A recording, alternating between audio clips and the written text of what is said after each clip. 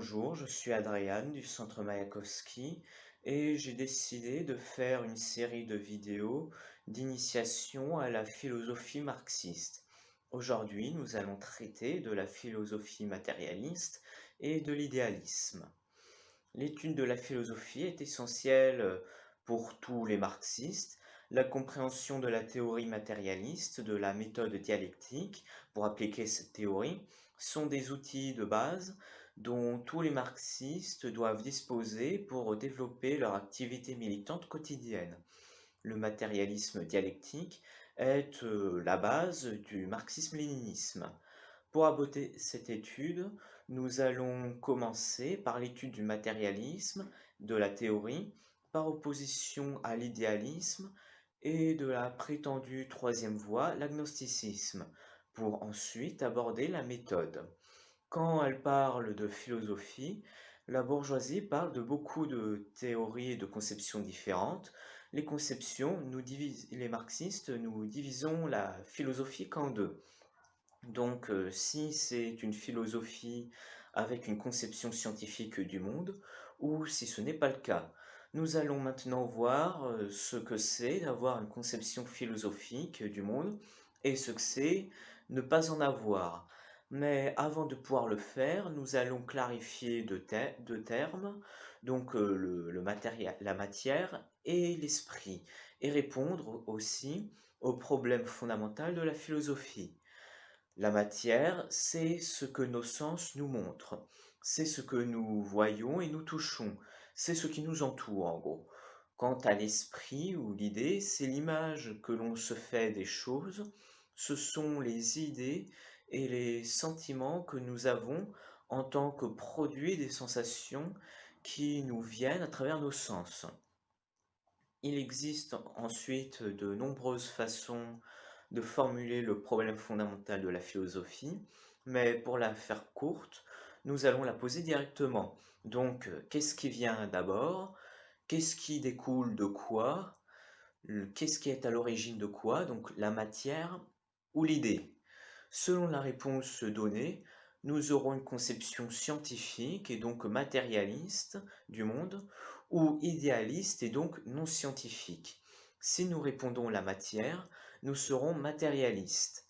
Si nous répondons que c'est l'idée qui vient d'abord, que c'est l'idée qui est à l'origine des choses et qui modifie la réalité, alors nous serons idéalistes. Une fois cette brève introduction faite, nous allons procéder à l'étude de l'idéalisme, puis du matérialisme.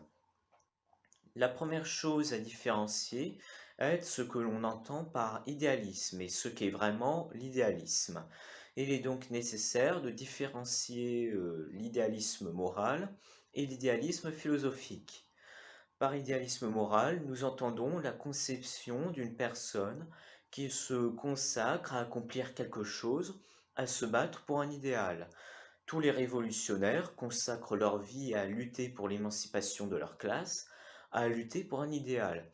Cependant, les révolutionnaires conséquents, ne sont pas des idéalistes au sens philosophique. En fait, c'est bien le contraire. Ils en sont même les ennemis.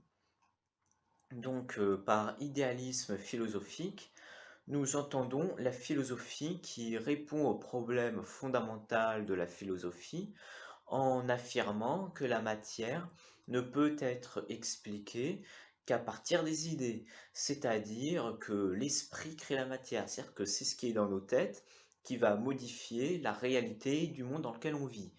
Regardons plusieurs principes de l'idéalisme. Un des premiers principes, c'est que l'esprit crée la matière. Ici, il y aura deux options. L'une est que ça serait un dieu ou un être supérieur, non matériel, qui serait supérieur au terrestre, qui aurait créé le monde et qui donc cela existe en dehors de notre approche. Une autre option est que Dieu a créé l'illusion du monde, de sorte que la matière est produite par notre esprit. Ensuite, un autre principe de l'idéalisme est que le monde n'existe pas en dehors de notre pensée. Cela nie carrément l'existence matérielle. Les qualités physiques d'un objet puisque ceux-ci existent, mais seulement dans notre pensée en fait. Donc ils n'auraient pas leur propre qualité indépendante et en dehors de notre pensée. Ensuite, un dernier principe, ça serait que ce sont nos idées qui créent les choses. La matière n'est donc rien de plus que le reflet de notre pensée. Les sensations matérielles n'existeraient pas vraiment, ce serait aussi le reflet de notre pensée. Pour certains, l'esprit d'une personne est incapable de créer de la matière à volonté. Il faudrait donc admettre l'existence d'un esprit supérieur, que le plus puissant que le sien, et qui serait donc capable de créer cette matière. En gros, pour résumer ça, ça voudrait dire, si je devais utiliser un cas très concret qu'on voit souvent sur Twitter par exemple, eh bien selon ce genre de pensée idéaliste et donc non scientifique, vous pourriez avoir n'importe quel genre en fonction de ce que vous décidez dans votre tête, et ce indépendamment d'une certaine réalité objective, matérielle et scientifique. Mais bon, ça, ce sera un autre sujet que je développerai dans une autre vidéo. Ensuite, concernant le matérialisme, quant à lui, eh bien, c'est une théorie qui maintient une conception scientifique du monde.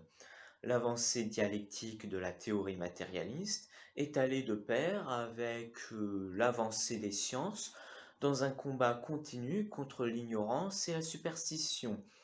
Au problème fondamental de la philosophie, le matérialisme répond que c'est la matière qui crée la pensée et non l'inverse. La matière est l'essentiel, l'idée, ce qui est dans nos têtes, est secondaire. Creusons un peu plus en regardant les principes fondamentaux, les principales caractéristiques du matérialisme. Tout d'abord, c'est la matière qui produit l'idée. Donc une idée ne peut exister sans quelque chose de matériel, de concret qui préexiste avant. Ensuite, donc, ça signifie, voudrait dire que la matière existe indépendamment de l'idée. C'est-à-dire que la matière a une série de particularités qui lui sont propres, et ce indépendamment de nos idées. C'est-à-dire que la matière est là, et elle sera telle qu'elle est, et peu importe ce qu'il y aura dans nos têtes. En fait, ce qui est dans nos têtes, on s'en tape. Ensuite, une autre chose qu'il faudra comprendre, c'est que le matérialisme part du principe que le monde et les lois qui le régissent sont cognoscibles. Cela veut dire qu'une chose ne soit pas connue ne signifie pas qu'elle ne pourra pas être connue à l'avenir. Le matérialisme philosophique marxiste part de ce principe que le monde et ses lois sont parfaitement connaissables, que notre connaissance des lois de la nature, vérifiée par l'expérience, par la pratique, est une connaissance valable, qu'elle a la signification d'une vérité objective, qu'il n'est point dans le monde de choses inconnaissables, mais uniquement des choses encore inconnues, lesquelles seront découvertes et connues par les moyens de la science et de la pratique. Ensuite viendrait, face à ces deux conceptions du monde que nous venons de voir, certains philosophes ont tenté de créer, on va dire, une troisième voie, une troisième philosophie qui se placerait entre les deux précédentes. Ainsi surgirait l'agnosticisme. La conception des agnostiques de la nature est matérialiste, selon eux, c'est-à-dire qu'ils considèrent et ils utiliseraient la science et veulent la développer, mais ils déclarent néanmoins qu'ils travaillent à travers des apparences et donc ils ne savent pas si elle correspond à quelque chose de matériel ou idéal. C'est ce que Marx et Engels appelleraient des matérialistes honteux. L'agnosticisme ne donne pas de nouvelles réponses aux problèmes fondamentaux de la philosophie, il ne fait que créer la confusion. C'est pourquoi, en pratique, il soutient l'idéalisme. Il s'agit de la première d'une série de vidéos d'introduction au marxisme-léninisme que nous ferons. La prochaine vidéo sera faites au sujet de la méthode métaphysique et la méthode dialectique que nous confronterons afin de déterminer que représente l'une et correspond et que représente l'autre.